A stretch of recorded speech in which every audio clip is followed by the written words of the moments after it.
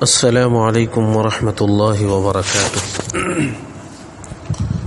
الحمد للہ رب العالمین، والصلاة والسلام علی سید الانبیاء والمرسلین وعلی آلہ واصحابہ اجمعین۔ میرے محترم بھائیو، بزرگوں اور دوستو، درس قرآن کا آج پہلا درس ہے، آج پہلا سبق ہے۔ آپ حضرات جانتے ہیں کہ پورے قرآن میں تقریباً 114 صورتیں ہیں۔ ان صورتوں میں سب سے پہلی صورت سورۃ الفاتحہ ہے، اور سورۃ الفاتحہ کو ہم ہر نماز میں تلاوت کرتے ہیں۔ اسی لیے میں نے اپنے پہلے درس میں، اپنے پہلے سبق میں سورۃ الفاتحہ کا انتخاب کیا ہے، تاکہ ہم جب نماز پڑھیں تو اس کے معانی اور اس کے مطالب ہمارے ذہن میں ہوں، اور ہم اس استحضار کے ساتھ نماز پڑھیں۔ جب ہم اس کے معانی اور مفہوم کے ساتھ، اس کے معانی اور مفہوم کو ذہن میں رکھ کے نماز پڑھیں گے تو ہماری نمازوں میں اور خشوع اور خضوع پیدا ہوگا۔ اس کے بعد عامتاً جو صورتیں ہم نماز میں پڑھتے ہیں انشاءاللہ ان صورتوں کی تشریح کی جائے گی، الم تری کیف سے لے کر سورہ ناس تک۔ اس کے بعد پھر انشاءاللہ دوسری صورتوں کی تفصیل کی جائے گی۔ تو سب سے پہلے آج جو تشریح کی جائے گی وہ سورۃ الفاتحہ کی تشریح کی جائے گی۔ قرآن میں کل 114 صورتیں ہیں، اور سب سے پہلے قرآن میں جو آیت نازل ہوئی ہے وہ ہے سورہ علق کی۔ چنانچہ صحیح قول یہ ہے، بخاری شریف کی روایت ہے، اس حدیث کے راوی حضرت عائشہ ہیں، حضرت صلی اللہ علیہ وسلم پر قرآن کریم کی سب سے پہلی جو آیتیں اتری ہیں وہ سورہ علق کی ابتدائی آیات ہیں، یعنی اقرأ بسم ربک الذی خلق خلق الانسان من علق، یہ ابتدائی آیات ہے۔ حضرت عائشہ فرماتی ہیں کہ حضرت صلی اللہ علیہ وسلم پر نزول وحی کی ابتدا تو سچے خوابوں سے ہوئی تھی، اس کے بعد آپ کو تنہائی میں عبادت کرنے کا شوق پیدا ہوا۔ اس دوران آپ غار حرا میں کئی راتیں گزارتے اور عبادت میں مشغول رہتے تھے، یہاں تک کہ ایک دن اسی غار میں آپ کے پاس اللہ کی جانب سے فرشتہ آیا، اور اس نے سب سے پہلی بات یہ کہی، اقرأ، یعنی پڑھو۔ حضور نے فرمایا میں پڑھا ہوا نہیں ہوں۔ اس کے بعد خود حضور صلی اللہ علیہ وسلم نے یہ واقعہ بیان کیا کہ میرے اس جواب پر فرشتے نے مجھے پکڑا اور مجھے اس زور سے بھیجا، اس زور سے دبایا کہ مجھ پر مشقت کی انتہا ہو گئی، مجھے بہت تکلیف ہوئی جب فرشتے نے مجھے دبوچا اور دبایا۔ پھر اس نے مجھے چھوڑ دیا اور دوبارہ کہا اقرأ، یعنی پڑھیے۔ میں نے جواب دیا میں تو پڑھا ہوا نہیں ہوں۔ فرشتے نے مجھے پھر پکڑا اور دوبارہ اس زور سے بھیجا کہ مجھ پر مشقت کی انتہا ہو گئی۔ پھر اس نے مجھے چھوڑ کر کہا اقرأ، پڑھیے۔ میں نے جواب دیا کہ میں پڑھا ہوا نہیں ہوں۔ اس پر اس نے مجھے تیسری مرتبہ پکڑا اور بھیج کر چھوڑ دیا، پھر کہا اقرأ بسم ربک الذی خلق خلق الانسان من علق اقرأ وربک الاکرم۔ یہ آیتیں آپ پر نازل ہونے والی پہلی آیات تھی، یعنی سورہ علق کی کچھ آیتیں شروع میں نازل ہوئیں، پوری سورت نازل نہیں ہوئی، سورہ علق کی کچھ سورتیں شروع میں نازل ہوئی۔ اس کے بعد 3 سال تک وحی کا سلسلہ بند رہا۔ اسی زمانے کو فترت وحی کا زمانہ کہتے ہیں۔ پھر 3 سال کے بعد وہی فرشتہ یعنی حضرت جبرائیل جو غار حرا میں آئے تھے آپ کو آسمان اور زمین کے درمیان دکھائی دیے، اور پھر حضرت جبرائیل نے سورہ مدثر کی ابتدائی آیات آپ کو سنائی۔ اس کے بعد وحی کا سلسلہ جاری ہو گیا۔ تو قرآن میں سب سے پہلی جو سورت ہے وہ سورہ فاتحہ ہے، اور اس میں تقریباً کل 7 آیتیں ہیں۔ یہ پہلی سورت ہے جو مکمل طور پر قرآن میں نازل ہوئی۔ 114 سورتوں میں سے یہ پہلی سورت ہے جو مکمل ایک ساتھ قرآن میں نازل ہوئی۔ اس سے پہلے کوئی سورت پوری نازل نہیں ہوئی، بلکہ بعض سورتوں کی کچھ آیتیں ابتدائی نازل ہوئی۔ اور اس سورت کو قرآن کریم کے شروع میں رکھنے کا منشا بظاہر یہ ہے کہ جو شخص قرآن کریم سے ہدایت حاصل کرنا چاہتا ہو اسے سب سے پہلے اپنے خالق اور مالک کی صفات کا اعتراف کرتے ہوئے اس کا شکر ادا کرنا چاہیے، اور ایک حق کے طلبگار کی طرح اسی سے ہدایت مانگنی چاہیے۔ چنانچہ اس میں بندوں کو وہ دعا سکھائی گئی ہے جو ایک طالب حق یعنی جو شخص حق کا طلبگار ہو، تو جو طالب حق ہو اور طالب حق کو اللہ سے جو چیزیں مانگنی چاہیے ان چیزوں کا تذکرہ سورہ فاتحہ میں، یعنی سیدھے راستے کی دعا۔ اسی طرح اس صورت میں صراط مستقیم یا سیدھے راستے کی جو دعا مانگی گئی ہے، پورا قرآن اس کی تشریح ہے وہ سیدھا راستہ کیا ہے۔ قاضی بیضاوی رحمۃ اللہ علیہ نے اپنی کتاب تفسیر بیضاوی میں سورہ فاتحہ کے کئی نام ذکر کیا ہے۔ ایک تو سورہ فاتحہ ہے، دوسرا ام القرآن یعنی قرآن کی ماں۔ اسی طریقے سے اس سورت کا ایک نام قاضی بیضاوی نے لکھا ہے 7 مثانی، اور اسی طریقے سے ایک نام سورہ فاتحہ کا سورہ شفا، یعنی اس آیت کو یعنی سورہ فاتحہ کو پڑھ کے اگر پانی میں دم کر کے پی لیا جائے تو اس کے ذریعے سے شفا حاصل ہو جاتی ہے۔ اسی طریقے سے اس سورت کا ایک نام ہے سورہ شکر، اور اس سورت کا ایک نام ہے سورہ کنز، اور اس سورت کا ایک نام ہے سورہ دعا۔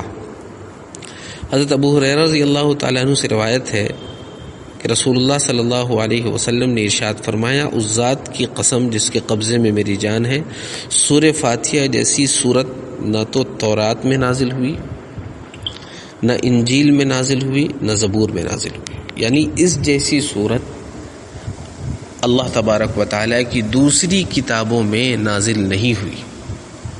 اس جیسی صورت آسمانی کسی بھی کتابوں میں نازل نہیں ہوئی۔ تو یہ ہم لوگوں کے لیے بڑی سعادت کی بات ہے کہ اللہ نے اتنی اعلیٰ صورت کو نازل فرمایا۔ تو اس کی سب سے پہلے اس صورت کی تلاوت کرتا ہوں، اس کے بعد پھر اس کا ترجمہ اور اس کی تشریح کرتا ہوں۔ الحمد للہ رب العالمین الرحمن الرحیم مالک یوم الدین ایاک نعبد و ایاک نستعین اہدنا الصراط المستقیم صراط الذین انعمت علیہم غیر المغضوب علیہم ولا الضالین۔ بعض لوگ ولا الضالین پڑھتے ہیں، یہ غلط ہے، اصل ہے ولا الضالین ذات کے ساتھ۔ ولا الضالین پڑھنا یہ غلط ہے، یہ ناجائز ہے، درست نہیں ہے۔ الحمد کے معنی ہے تمام تعریف، سب تعریف، للہ اللہ کے لیے، تمام تعریف اللہ کے لیے۔ اللہ یہ اللہ کا ذاتی نام ہے، اور اللہ کا یہ ذاتی نام ہے، اور کسی انسان کو اللہ نام رکھنا جائز نہیں ہے۔ کوئی انسان اگر اپنا نام صرف اللہ رکھے تو یہ جائز نہیں ہے۔ ہاں، کوئی شخص اگر اپنا نام عبداللہ رکھے تو یہ جائز ہے،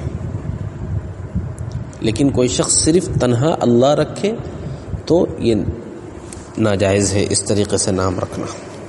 رب کے معنی پالنے والا، رب کے معنی پرورش کرنے والا، رب کے معنی آقا، عالمین کے معنی بہت ساری دنیا، بہت سارے جہاں۔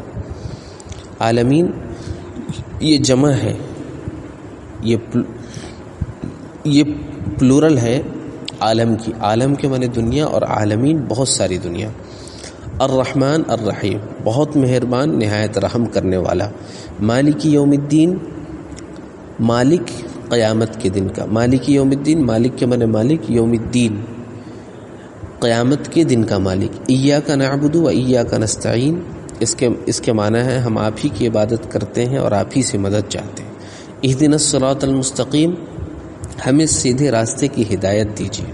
صراط الذین انعمت علیہم، ان لوگوں کے راستے کی جن پر آپ کا انعام نازل ہوا ہے، اور ان لوگوں کے راستے سے بچائیے جن پر آپ کا غصہ نازل ہوا ہے، اور ان لوگوں کے راستے سے بچائیے جو لوگ گمراہ ہو چکے ہیں. تو یہ سورہ فاتحہ کا ترجمہ ہے کہ تمام تعریف اللہ کے لیے ہے جو تمام جہانوں کا پالنے والا ہے، تمام جہانوں کا آقا ہے. الرحمن الرحیم، جو نہایت مہربان ہے، جو بڑا مہربان نہایت رحم کرنے والا ہے. الرحمن جو بڑا مہربان، الرحیم جو نہایت رحم کرنے والا ہے. مالک یوم الدین، جو قیامت کے دن کا مالک ہے. ایاک نعبد و ایاک نستعین، ہم آپ ہی کی عبادت کرتے ہیں اور آپ ہی سے مدد چاہتے ہیں. اہدنا الصراط المستقیم، ہمیں سیدھے راستے کی ہدایت دیجیے. صراط الذین انعمت علیہم، ان لوگوں کے راستے کی ہدایت دیجیے جن پر آپ کا انعام نازل ہوا ہے، اور ان لوگوں کے راستے سے ہماری حفاظت فرمائیے جن پر آپ کا غصہ نازل ہوا ہے، اور ان لوگوں کے راستے سے بھی ہماری حفاظت فرمائیے جو لوگ گمراہ ہو چکے ہیں. تو یہ سورہ فاتحہ کا ترجمہ مکمل ہو چکا ہے. اب اس کی تشریح میں کر دیتا ہوں.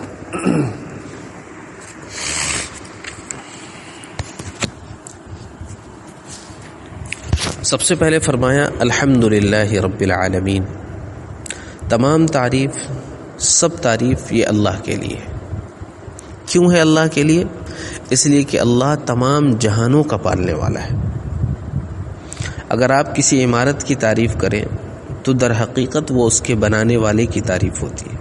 لہٰذا اس کائنات میں جس کسی چیز کی تعریف کی جائے وہ بالآخر اللہ تعالیٰ ہی کی تعریف ہے، کیونکہ وہ چیز اسی کی بنائی ہوئی ہے. تمام جہانوں کا پروردگار کہہ کر اللہ نے اس طرف اشارہ کیا ہے کہ انسانوں کا جہان، انسانوں کی ایک دنیا ہے، ایک جانوروں کی دنیا ہے، ایک جمادات کی دنیا ہے، ایک نباتات یعنی درختوں کی اور پتوں کی دنیا ہے، اسی طریقے سے ایک فرشتوں کی دنیا ہے، جناتوں کی دنیا ہے، ستاروں کی دنیا ہے، سیاروں کی دنیا ہے. ان تمام جہان کا پالنے والا اور ان تمام جہانوں کا یعنی فرشتوں کی دنیا ہے، جناتوں کی دنیا ہے، ستاروں کی دنیا ہے، اور درختوں کی دنیا ہے، اور چرند پرند کی دنیا ہے، جانوروں کی دنیا ہے. ان تمام دنیا اور ان تمام جہانوں کا پالنے والا وہ اللہ کی ذات ہے. اور ان جہانوں میں جو کوئی چیز قابل تعریف ہے وہ اللہ کی تخلیق اور شان ربوبیت کی وجہ سے. آج ہم کسی کی تعریف کرتے ہیں تو در حقیقت وہ اللہ کی تعریف ہے. انسان نے ٹیکنالوجی کا ایجاد کیا، کمپیوٹر کا ایجاد کیا اور بہت ساری چیزوں کو بنایا، تو انسان کو کس نے بنایا؟ انسان کو اللہ نے بنایا. تو جب تک تعریف دنیا میں ہوگی یا ہوتی رہے گی، اصل میں در حقیقت وہ اللہ کی تعریف ہوگی. آگے ہے الرحمن الرحیم، جو بڑا مہربان نہایت رحم کرنے والا ہے. مالک یوم الدین،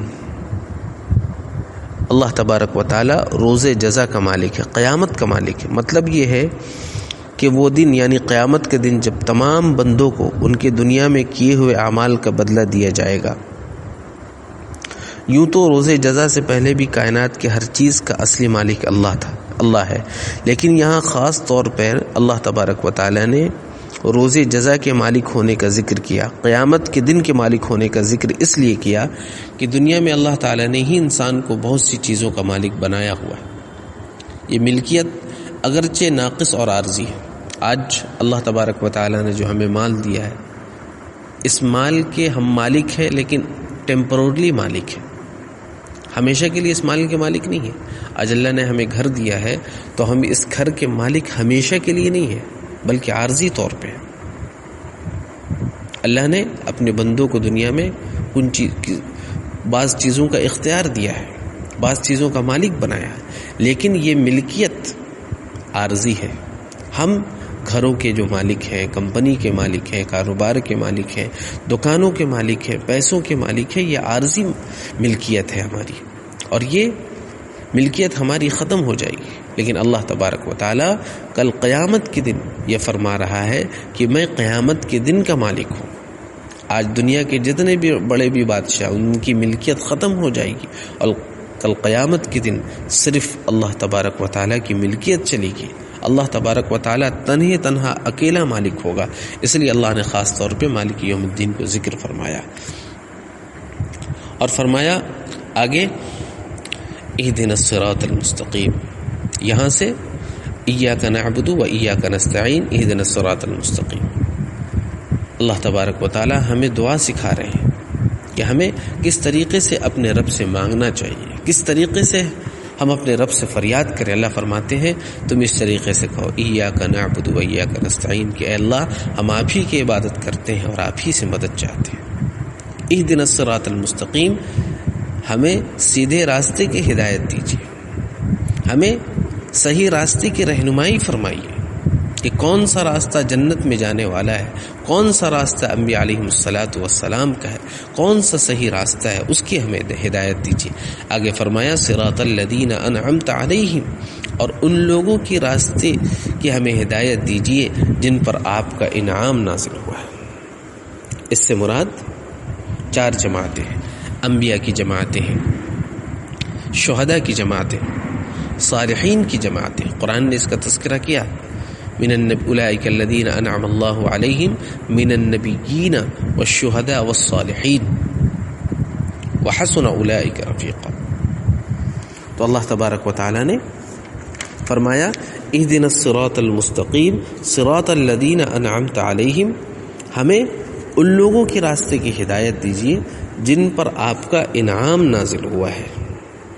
اور وہ کون لوگ ہیں جن پر اللہ کا انعام نازل ہوا ہے؟ وہ انبیاء علیہم الصلاۃ والسلام ہیں، وہ صدیقین ہیں، وہ شہداء ہیں، وہ صالحین ہیں۔ تو آیت کریمہ کا مطلب یہ ہوا صراط الذین انعمت علیہم، اے اللہ ہمیں ان لوگوں کے راستے کی ہدایت دیجیے جن پر آپ کا انعام نازل ہوا ہے۔ اور کن پر انعام نازل ہوا ہے؟ نبیوں پر، صالحین پر، صدیقین پر اور شہداء پہ۔ آگے فرمایا غیر المغضوب علیہم ولا الضالین، غیر المغضوب علیہم، ان لوگوں کے راستے سے ہماری حفاظت فرمائیے جن پر آپ کا غصہ نازل ہوا ہے۔ اس سے مراد تفسیر جلالین میں موجود ہے غیر المغضوب علیہم کہ اللہ کا غصہ کن پر نازل ہوا؟ یہودیوں پر۔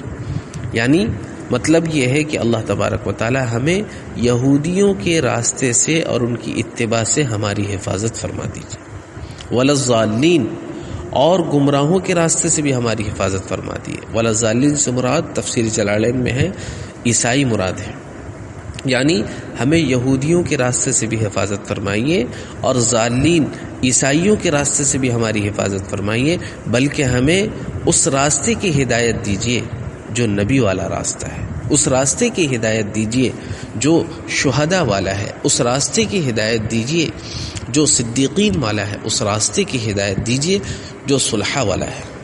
تو یہ سورہ فاتحہ کی مکمل تشریح ہو چکی۔ اللہ تبارک و تعالیٰ سے دعا فرمائے کہ اللہ تبارک و تعالیٰ ہمیں کہنے سننے سے زیادہ عمل کی توفیق عطا فرمائے۔